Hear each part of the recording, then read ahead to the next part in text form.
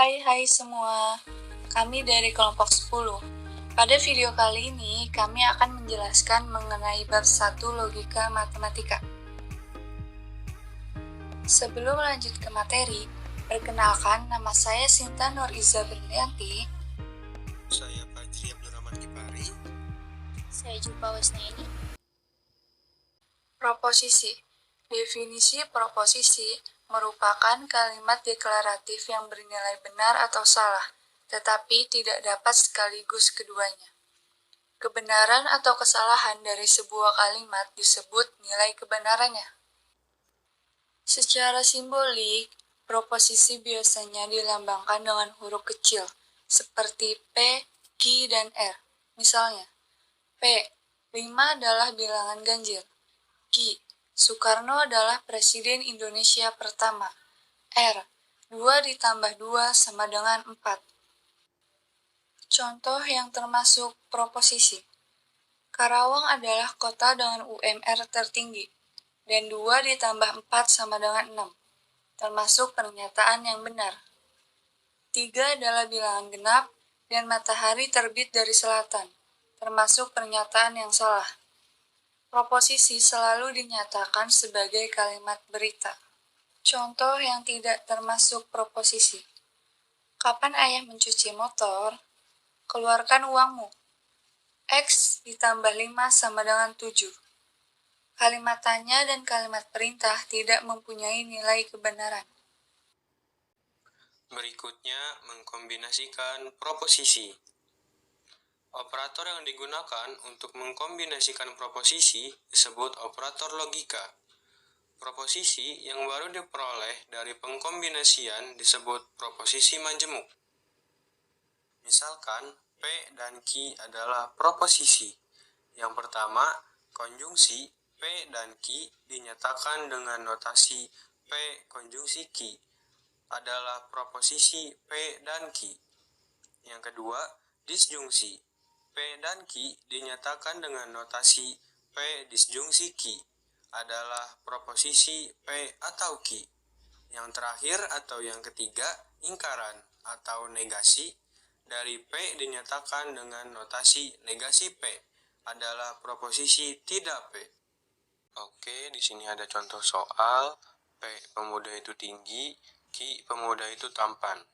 Dengan catatan, kata tetapi bermakna sama dengan dan. Yang pertama, pemuda itu tinggi dan tampan, sama dengan P konjungsi Q. Yang kedua, pemuda itu tinggi dan tidak tampan, sama dengan P konjungsi negasi Q. Yang ketiga, pemuda itu tidak tinggi maupun tampan, sama dengan negasi P konjungsi negasi Q. Yang keempat, tidak benar bahwa pemuda itu pendek atau tidak tampan, sama dengan P disjungsi negasi P konjungsi Q. Yang kelima, pemuda itu tinggi atau pendek dan tampan, sama dengan P disjungsi negasi P konjungsi Q. Yang terakhir atau yang keenam, tidak benar bahwa pemuda itu pendek maupun tampan, sama dengan negasi P konjungsi negasi Q. Kebenaran ada konjungsi P konjungsi Q bernilai benar jika P dan Q keduanya benar. Selain itu nilainya salah. Ada dijungsi P dijungsi Q bernilai salah jika P dan Q keduanya salah. Selain itu nilainya benar. Ada negasi P, yaitu negasi P bernilai benar jika P salah. Sebaliknya bernilai salah jika P benar. Contoh tabel, ada tautologi sebuah proposisi majemuk disebut tautologi jika ia benar untuk semua kasus.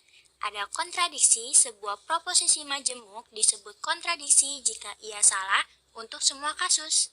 Contoh soal, P dijungsi negasi P konjungsi Q. Dari hasil akhir benar semua, maka disebut tautologi. Contoh soal yang kedua ada P konjungsi Q konjungsi negasi P konjungsi negasi Q. Bisa kita lihat hasil akhirnya, salah semua maka disebut kontradiksi. Misalkan P dan Q adalah proposisi inclusive or. P dan Q dinyatakan dengan notasi P disjungsi eksklusif Q adalah proposisi yang bernilai benar bila hanya salah satu dari P dan Q benar. Selain itu, nilainya salah. Selanjutnya ada hukum-hukum logika proposisi. Ada 10 hukum, ada hukum identitas, hukum negasi, hukum involusi atau negasi ganda, hukum nul atau dominasi, ada hukum idempoten, hukum penerapan atau absorpsi, ada hukum komutatif, ada hukum asosiatif, ada hukum induktif, dan ada hukum demogram. Bisa kita lihat di sini rumusnya. Selanjutnya ada contoh soal P dijunsi negasi P dijunsi Q.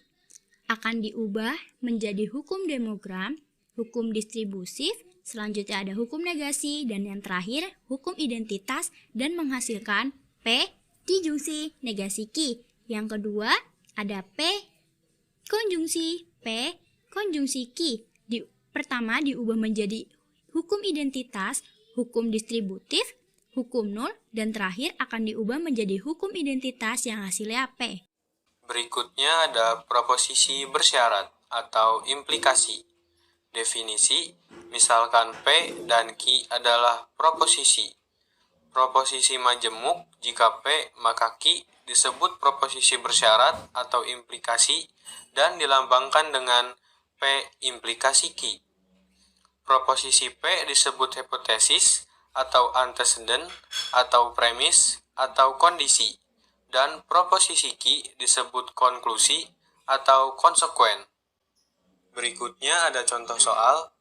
Misalkan dosen Anda berkata kepada mahasiswanya di dalam kelas, jika nilai ujian akhir Anda 80 atau lebih, maka Anda akan mendapatkan nilai A untuk kuliah ini. Apakah dosen Anda mengatakan kebenaran atau dia berbohong?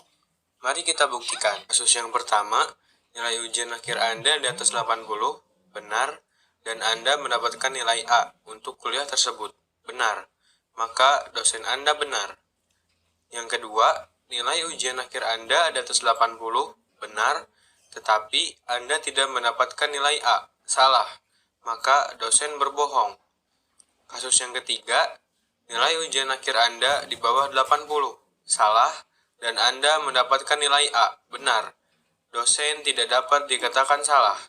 Yang terakhir atau yang keempat, nilai ujian akhir Anda di bawah 80, salah, dan Anda tidak mendapatkan nilai A, dosen Anda benar. Berikutnya, implikasi ini tidak hanya diekspresikan dalam pernyataan standar, jika P maka Q, tetapi juga dapat diekspresikan dalam berbagai cara, antara lain yang pertama, jika P maka Q, yang kedua, jika P Q, yang ketiga, P mengakibatkan Q, yang keempat, Q jika P, yang kelima, P hanya jika Q, yang keenam, P syarat cukup agar Q, yang ketujuh, Q syarat perlu bagi P, dan yang kedelapan, Q bila mana P. Varian bersyarat ada implikasi bernilai P benar, Q salah, implikasinya salah, selain itu benar. Ada converse bernilai P salah, Q benar, converse-nya salah, selain itu benar. Ada inverse bernilai negasi P benar, negasi Q salah, inverse-nya salah, selain itu benar. Ada kontraposisi bernilai negasi P salah, negasi Q benar, kontraposisinya salah, selain itu benar. Contoh soal, jika Fadil mempunyai sepatu lari, maka ia atlet lari. Converse Q, converse P, jadi tinggal kita balik aja. Terus selanjutnya ada inverse, negasi P, inverse, negasi Q. Tinggal kita tambahin tidak. Terus ada kontraposisi, negasi Q, kontraposisi, negasi P. Kita tambahin tidak, dan kita putar Q-nya di awal dan P-nya di akhir. Baik, selanjutnya itu bikondisional atau biimplikasi. Misalkan P dan Q adalah proposisi. Proposisi majemuk P jika dan hanya jika Q disebut bikondisional atau biimplikasi dan dilambangkan dengan P biimplikasi Q. Pernyataan P biimplikasi Q adalah benar bila P dan Q mempunyai nilai kebenaran yang sama, yakni P berimplikasi Q benar jika P dan Q keduanya benar, atau P dan Q keduanya salah. Penyampaian materi dari kami. Terima kasih sudah mendengarkan. Bye-bye.